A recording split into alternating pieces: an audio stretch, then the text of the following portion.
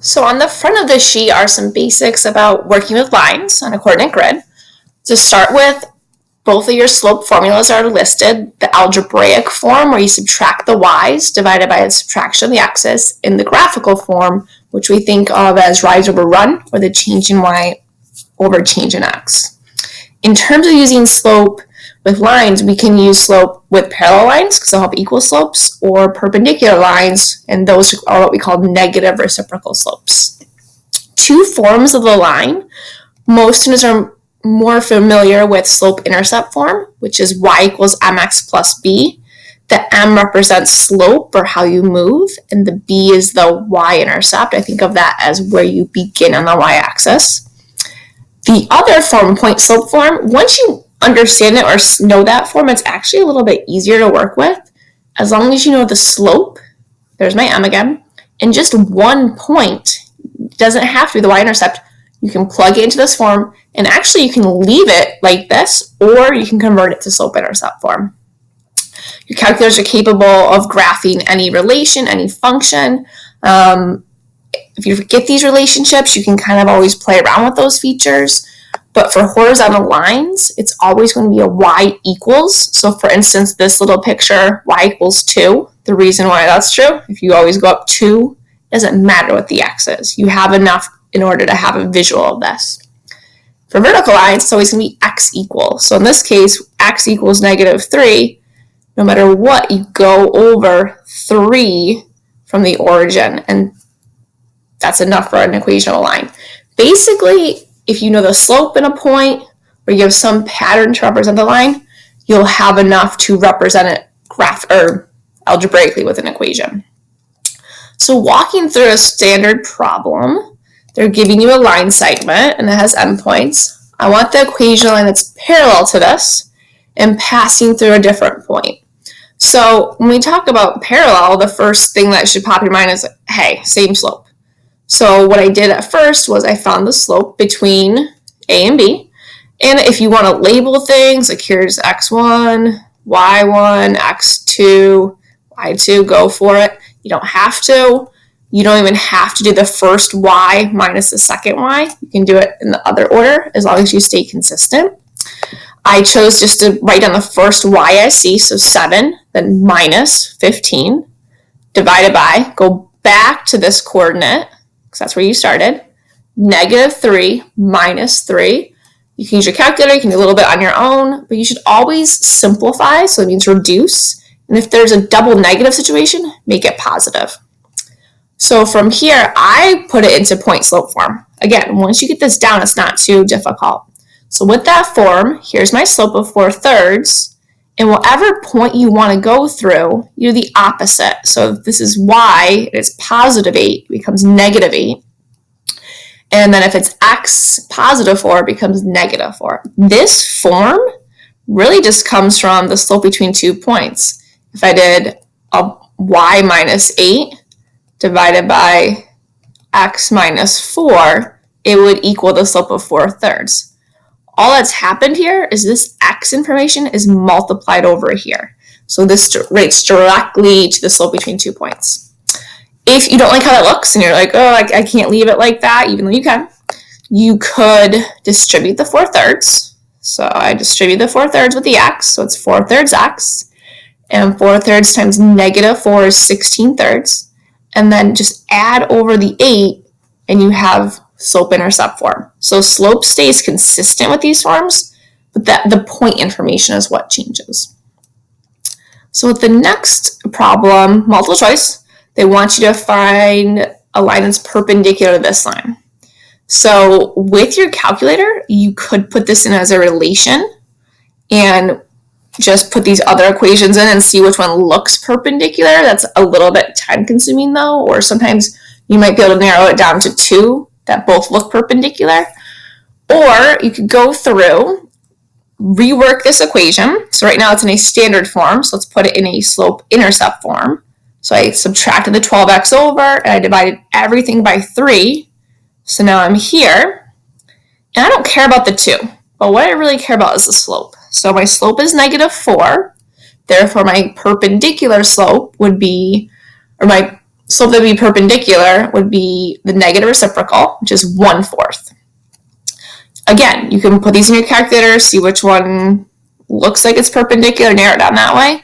Or I just looked ahead here and I said, this is an equation of a line. This is my point slope form. There's my 1/4 slope there. If you go on to the next page, I'll pull it up.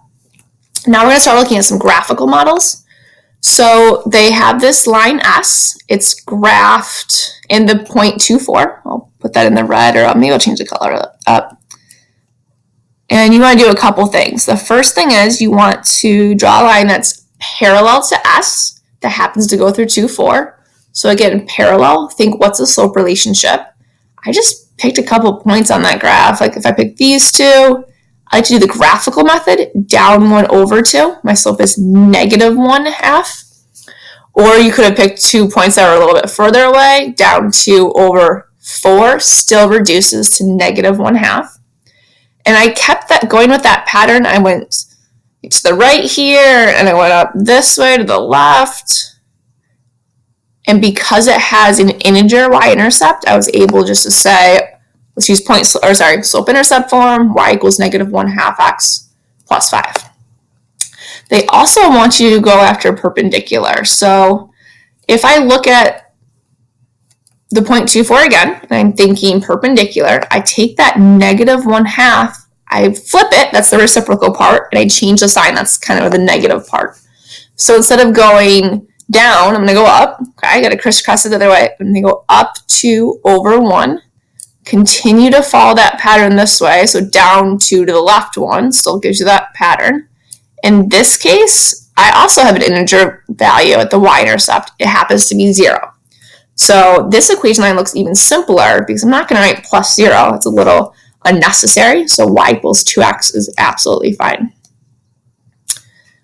Kind of problem that messes with people, and we need to break this down, is a perpendicular bisector.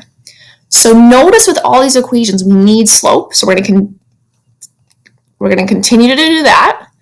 But I have A and B here. I want to be perpendicular to this, so I need the slope, but I want to bisect it. So remember, bi means split into 2, so we need the middle. So I'll just put it here to that. So I need the midpoint. You can do that graphically or with a formula. I'll show you both. But first, I decided to go after the slope. So you could, if you wanted, go all the way down, so down 4/8 to get to A, and then reduce that. Or you could realize, okay, it's down 1/2, -1/2. However you want to get there, make sure you get back to the other point. I like, once you reduce it, draw in the pattern, and we'll look for the midpoint that way. But either way, I know the slope is -1/2. The negative reciprocal of that is 2. So I definitely need that for my new formula, because I want the equation of my new formula. Graphically, the midpoint, look at the patterns. I have 4 triangles along here. So split it up, 2 on one side, 2 on the other. Here's my midpoint. My midpoint happens to be at the value over 4, up 4. Or if you want to work with it algebraically, the middle is just an average. So that's all this is doing. It's saying take the x's, add them together. There's 2 of them, so divide by 2. Do the same thing with the y values. Add them together, divide by 2. This is a great method if you have the coordinates written down. It can be really quick. Or if you have a really lengthy segment, it's kind of a pain to work with it graphically. I now have enough information for my equation of my line. However, I could also graph it. So that's what I did here. I graphed it. I did the up 2/1 slope. And if it hits at an integer y value, I would do slope-intercept form. So I'll show you both forms. Because it hits at -4 for my y-intercept, here's my slope-intercept form. However, if you wanted to practice that other form, point-slope form, this would totally be sufficient as well. There's my slope of 2. I've made the x value of 4 and the y value of 4 opposites and plugged them in. Now we're going to kind of shift gears a little bit, go a little bit more into the course further on besides the first marking period here. So the last page gives you partitioning a line segment, and it also talks about dilations of lines. So with this first example, I graphed A and B. I want the coordinates of P such that A to P is in a ratio with P to B of 2 to 3. So I gave myself a little note here. I said you're going to start at A. So you're starting at A, you're somehow getting to P, so there's 2 parts compared to 3 parts. So think of this, I need 5 total pieces. Most of the time, we can just use slope to our advantage. So I'll show you what I mean by that. So I go up 5 over 10. So if I go up 5 and over 10, and I want to divide that by 5, take each part, divide it by 5. Usually this is just your reduced slope, and I'll show you that it works out perfectly in this case. So I'm going to go up 1 over 2, up 1 over 2, up 1 over 2, up 1 over 2, up 1 over 2. I have 5 congruent triangles. Everything is matched up. The slope works out. So now I just go back to the language. I start at A.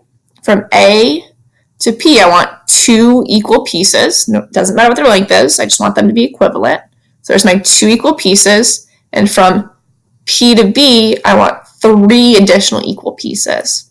So your coordinates, go back to the origin and count over, would be -2, -3 for that point that partitions it. And then the last example, bringing back dilation and how that affects lines. So it says dilate the line 2y equals 4x minus 6 in 2 ways. So I went ahead, I divided everything by 2 because I like working with slope-intercept form, and I graphed that line for the visual. You don't have to do that. You could put in a calculator and look at it. It says you want to scale it by 2 centered at the origin. So here's my center of dilation. You can scale anything if you go from the center to a point, whether it's on the figure or in this case on the line. So I'm going to go to the y-intercept, and this is the easiest way to do this. So I want to take this length of 3 and I want to scale it by 2. Well, the origin is going to stay. That's not going to move. But this point, this length of 3, if I double it, makes it now a length of 6, so another 3, so it moves that point, so it shifts it. And you could do that with any of these patterns. So if I went from, I don't know, the origin to this point of 1, 1, this pattern is over 1, down 1, double that pattern. I need 1 more of those patterns. So now the point goes here. So what will happen is when you dilate things, it can shift, okay? So in this case, it shifted the line, but it's never going to make it anything but parallel. So the slope is maintained. So the reason why I chose that y-intercept, because I was hoping that would work out nicely as an integer, and I could simply steal the slope of 2, so and then put the x, and then put my y-intercept of -6 now.